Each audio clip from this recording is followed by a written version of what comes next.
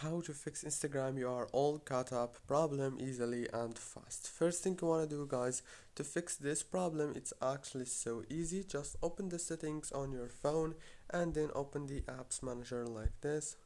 Open the apps. Now on this page you will find all the apps that you have on your phone.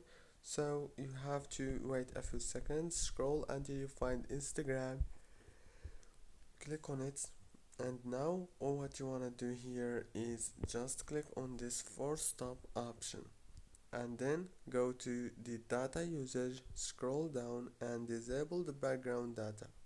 Go back, click on storage, click on clear cache, clear data.